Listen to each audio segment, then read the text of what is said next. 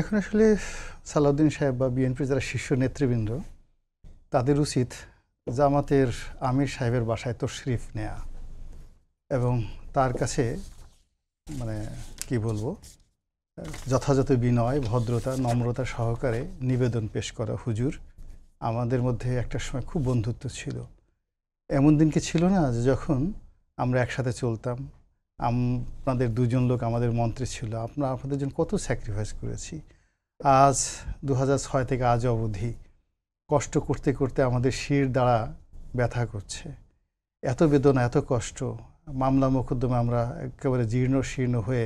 দেয়ালে পিঠ থেকে গেছে, আর আপনারা আওয়ামী লীগের সঙ্গে খাতির করে দিনে রাতে মিলে মিশে কত সুন্দর ছিলেন। এখন এই পরিবর্তিত পরিস্থিতিতে আপনাদের যদি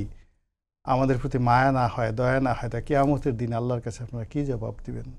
কাজী আসুন পিআর টিআর ভুলে গিয়ে একটা সাধারণ নির্বাচন করি, এইভাবে তাদের আসলে আত্মসমর্পণ করতে হবে। আদারওয়াইজ এখন ওই মানে জামাতকে থ্রেট দিয়ে বা জামাতের একটা কাউন্টার আন্দোলন করে বিএনপি জামাতকে তার দাবি থেকে বিচ্যুত করবে, ওই পর্যায়ে জামাত এখন আর নেই। অথচ এটা যদি যে কথাগুলো এখন তারা বলতে চাচ্ছে, এই কথাগুলো যদি তারা 2024 সনের সেই সেপ্টেম্বর মাসে বলতে পারতো, এবং আমাদের মতো ক্ষুদ্র বুদ্ধির মানুষ আমরা 2025 সনের সেপ্টেম্বরে এখন যা কিছু হচ্ছে আমরা লেখা দ্বারা আমাদের বক্তব্য দ্বারা 2024 সনের সেপ্টেম্বর মাসে আমরা বলেছিলাম এইরকম ঘটনাই ঘটবে আগামীতে।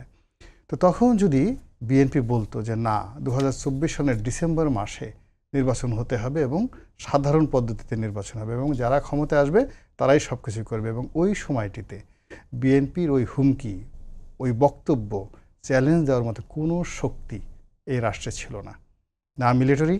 না পুলিশ, না অ্যাডমিনিস্ট্রেশন, সমস্ত কিছু